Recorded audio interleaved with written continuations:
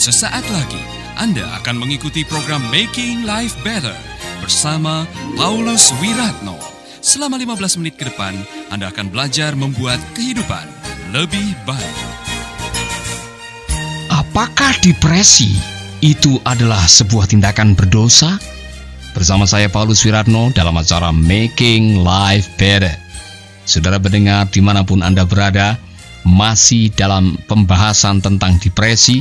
Saya harap ulasan-ulasan sebelumnya pada edisi-edisi yang sebelumnya telah menolong kita untuk mengenali apa itu depresi dan juga untuk berjaga-jaga supaya kita tidak hanyut ditelan oleh tekanan yang sedang menimpa dalam kehidupan kita.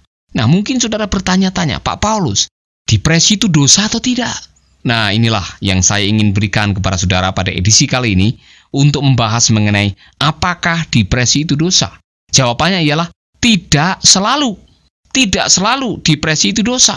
Karena kenyataannya dalam hidup ini kita menghadapi tantangan-tantangan, kita mendengarkan kalimat-kalimat yang menyakitkan, kita mendengar orang yang barangkali mengucapkan kalimat-kalimat yang bersifat memfitnah, gosip, dan sebagainya yang kalau kita mendengarkannya, kita bisa menjadi sakit hati. Tetapi selama kita tidak bereaksi dengan membalas dan melakukan tindakan-tindakan yang berdosa, maka depresi itu tidak berdosa. Nah, tetapi depresi bisa menjadi dosa jika Anda depresi atas konsekuensi tindakan dosa Anda dan Anda tidak berusaha untuk mengubah. Atau depresi itu bisa membuahkan sebuah tindakan berdosa apabila Anda depresi karena Anda memilih agar orang lain mengendalikan Anda daripada memilih mematuhi Kristus dan mengizinkannya untuk mengendalikan. Depresi itu bisa membuat Anda berdosa jika Anda menggunakan depresi untuk memanipulasi orang lain. Atau Anda tidak mengambil langkah-langkah yang diperlukan untuk kesembuhan. Mungkin saudara justru dalam keadaan seperti itu, malah saudara mencari bantuan dari pertolongan-pertolongan yang tidak alkitabiah. Atau Anda tidak mau melepaskan diri untuk keluar dari kemarahan saudara. Akibatnya saudara dirundung oleh kemarahan, geram, sakit hati tiap hari. Yang saudara lampiaskan ialah hati yang marah kepada orang lain.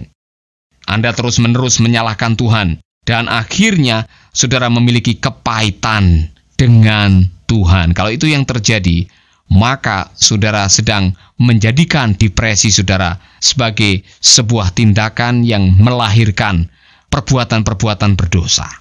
Nah, mungkin contoh yang paling bagus ialah kalau kita melihat Yunus. Yunus mengalami depresi. Dan contoh depresi reaktif Yunus itu terjadi sebagai akibat daripada dosa.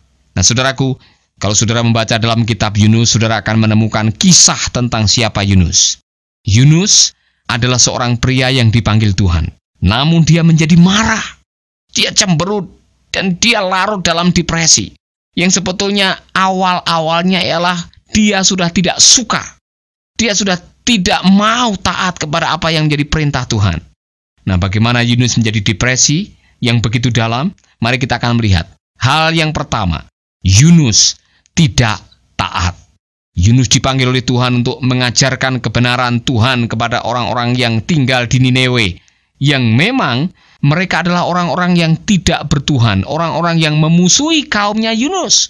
Dengan kata lain, Yunus diminta oleh Tuhan untuk mengajarkan kebenaran dan mengajak musuhnya bertobat supaya terbebas dari hukuman. Nah, memang kalau saudara dimusuhi oleh orang, kalau ada kaum yang sedang memusuhi saudara, reaksi saudara ialah mendoakan mereka atau mengutuki mereka. Nah, sekarang Tuhan minta Yunus, jangan kutuki mereka, ajarlah mereka mengenai kebenaran, supaya mereka bertobat. Itulah yang membuat Yunus memberontak. Dan Yunus akhirnya menaiki sebuah kapal menuju ke tempat yang lain dengan hati yang memberontak. Nah, ketidakpatuhan Yunus membawa akibat yang tidak baik terhadap awak kapal. Yunus ditolak dan secara harafiah dilempar ke laut. Saudaraku, ketidaktaatan itu bisa membawa kepada depresi. Tetaplah di Making Life Better bersama Paulus Wiratno. Yang kedua, Yunus sangat ketakutan. Nah, mengakui bahwa hukuman Tuhan ada di atasnya sampai titik kehilangan nyawanya. Yunus berteriak minta ampun. Tuhan akhirnya mengampuni dan menyelamatkan hidupnya. Ketakutan akhirnya menjadi sebuah resiko dari sebuah ketidaktaatan. Pada waktu engkau tidak taat kepada kebenaran firman Tuhan, pada waktu engkau melanggar kebenaran firman Tuhan, engkau berbuat dosa, dan dosa itulah yang membuat engkau akhirnya tinggal di dalam rasa bersalah. Rasa bersalah itu membawa sebuah akibat. Engkau akan dikejar-kejar dengan rasa bersalah. Ingat baik-baik, dosa selalu membawa hukuman. Dan Yunus rupanya udah menyadari bahwa ketidaktaatannya yang menimbulkan persoalan. Dan dia sekarang dilanda dengan sebuah perasaan takut. Itu sebabnya dia minta ampun kepada Tuhan. Selanjutnya, Yunus harus membuat sebuah deklarasi. Yunus berserah diri untuk mentaati panggilan Tuhan. Dia mengumumkan kebenaran Tuhan dan semua orang yang tidak bertuhan akhirnya bertobat. Saudara-saudara, nampaknya memang rasa bersalah akibat daripada dosa, kalau itu dibiarkan terus-menerus, akan membuat engkau hidup di dalam ketakutan. Mungkin engkau bisa menyembunyikan. Memang mungkin orang tidak tahu. Suamimu tidak tahu, anak-anakmu tidak tahu, tetanggamu tidak tahu, bawahanmu tidak tahu. Tapi jangan lupa, ada yang mengetahui perbuatan saudara, yaitu Tuhan. Dan kalau saudara tahu kebenaran dan menyembunyikan rasa bersalah, menyembunyikan dosa, lambat laun yang namanya dosa itu akan disingkapkan oleh Tuhan. Resikonya ialah kalau kita tidak mau segera bertobat dan mengambil langkah untuk memperbaiki, kalau Tuhan yang menyingkapkan, biasanya dampaknya itu sangat menghancurkan. Contohnya, kalau engkau sedang menyembunyikan sebuah dosa perselingkuhan, mungkin engkau sendiri yang tahu dengan teman selingkuhanmu. Mungkin istrimu tidak tahu, anakmu tidak tahu, bosmu tidak tahu, tetanggamu tidak tahu. Tetapi Tuhan tahu. Dan kalau engkau dengan diam-diam menganggap, oh selama orang tidak tahu, tidak perlu diperhatikan, yang penting kita aman. Saudaraku, dengar baik-baik. Kalau engkau tidak berhati-hati, Tuhan singkapkan, rumah tanggamu bisa hancur. Anak-anakmu akan menaruh sakit hati kepadamu, dan karirmu, masa depanmu, pelayananmu bisa hancur berantakan. Kalau engkau sedang menyembunyikan sesuatu, engkau sudah melanggar dan engkau akhirnya tinggal dalam rasa takut, engkau sendiri sudah akhirnya mengalami apa yang namanya depresi. Jadi, depresi yang terjadi akibat dari ketidakpatuhan akan melahirkan depresi yang lebih berat. Oleh karena itu, cara yang paling baik ialah mendeklarasikan, mengakui bahwa itu salah, bertobat di hadapan Tuhan. Pada waktu saudara bertobat, saudara tidak akan pernah mengalami lagi depresi. Tapi kalau saudara menyimpan, dengar ini, kalau engkau menyimpan apa yang namanya rasa bersalah, saudara akan dirundung dengan rasa penyesalan. Hidupnya menjadi berat, tidak ada kemenangan, muka saudara menjadi muram. Apa yang dilakukan oleh Yunus? Yunus menjadi marah kepada Tuhan untuk memberi pengampunan kepada mereka yang menurut Yunus tidak berhak untuk diampuni. Pada akhirnya Yunus menceburkan diri ke dalam depresi yang sangat berat, di mana dia dipenuhi oleh pikiran-pikiran mengasihi diri dan tidak ada harapan sedemikian rupa, sehingga rasanya hanya ingin mati saja. Itu sebabnya Yunus pernah mengatakan begini dalam Yunus pasal 4 ayat 9. Tetapi berfirmanlah Allah kepada Yunus, layakkah engkau marah kepada pohon jara itu? Jawabnya, selayaknya lah aku marah sampai mati. Nah, saudara-saudara, waktu kita membiarkan perbuatan-perbuatan ketidakpatuhan, ketidaktaatan yang melahirkan rasa bersalah dan tidak mau bertobat, tidak mau mengakui di hadapan Tuhan bahwa itu salah, yang terjadi adalah engkau akan mengalami depresi. Dalam hal ini akhirnya depresi menjadi berdosa. Karena depresi melahirkan tindakan-tindakan yang akhirnya engkau mengutuki Tuhan, engkau melawan Tuhan, engkau ingin bunuh diri, engkau bahkan mengutuki orang lain, engkau menyalahkan orang lain, dan akhirnya engkau menjadi orang yang tidak bahagia dengan dirimu sendiri. Tidak heran kalau Yunus bilang, lebih baik aku mati. Anda masih mengikuti Making Life Better bersama Paulus Wiratno. Saudaraku, mari kita menjadi orang-orang yang realistis dalam hidup ini. bahwa tidak semua yang terjadi dalam hidup ini sesuai seperti apa yang kita mau. Ada kenyataan-kenyataan dalam hidup yang kadang-kadang bertentangan dengan apa yang kita harapkan. Ini adalah fakta, ini adalah kenyataan. Orang yang saudara nikahi, yang dulunya menjanjikan hal-hal yang indah, ternyata orang itu mengkhianati saudara. Usaha yang saudara tekuni yang awalnya memberikan keuntungan yang banyak, ternyata sekarang tidak lagi memberikan keuntungan.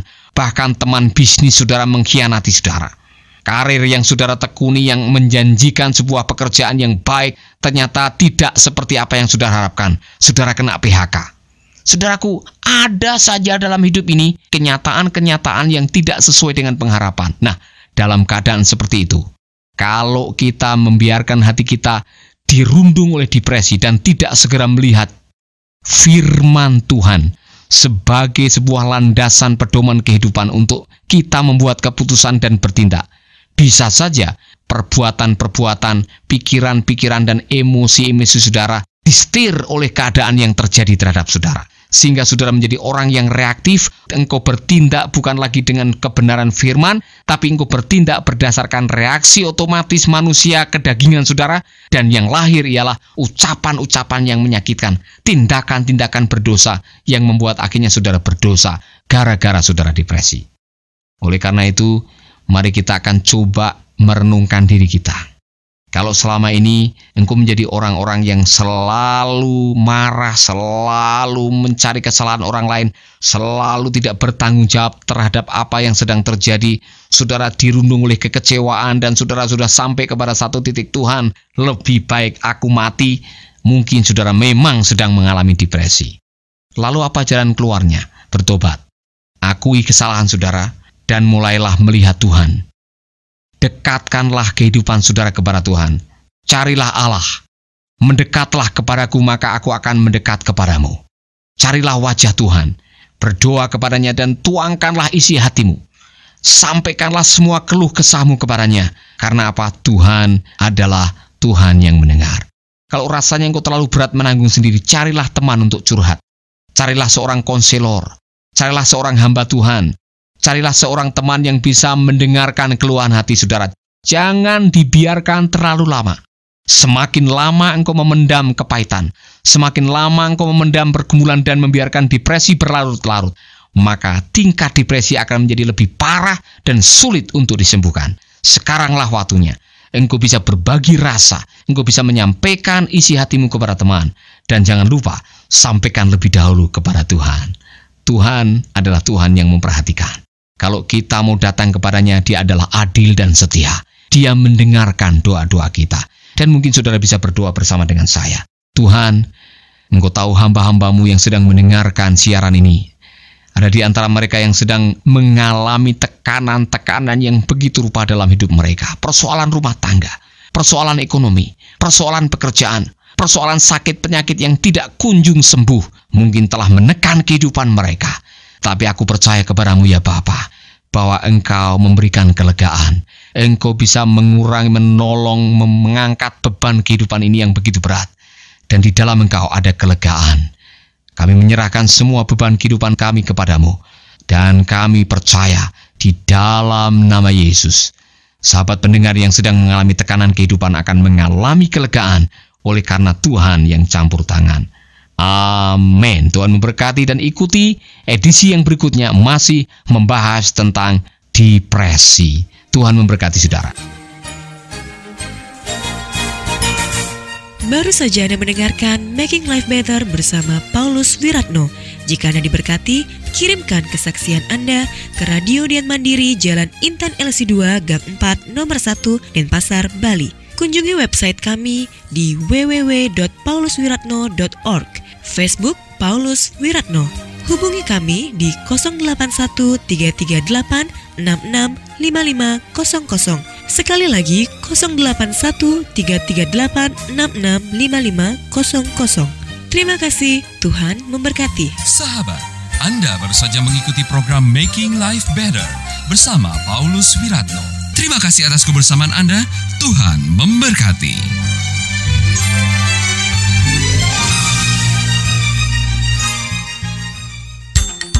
Kabar gembira, Bagi sahabat pecinta program Making Life Better dan Kata Bijak, mulai sekarang sahabat bisa mendengarkan program ini melalui handphone sahabat. Download sekarang juga aplikasi Making Life Better melalui Play Store atau App Store secara gratis.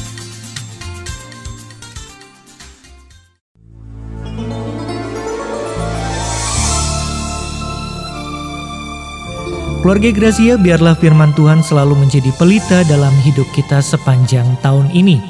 Dengarkan selalu Radio Suara Gracia di 95,9 FM, streaming di suaragratiafm.com/streaming, atau dengan aplikasi Android Radio Suara Gratia yang tersedia di Play Store.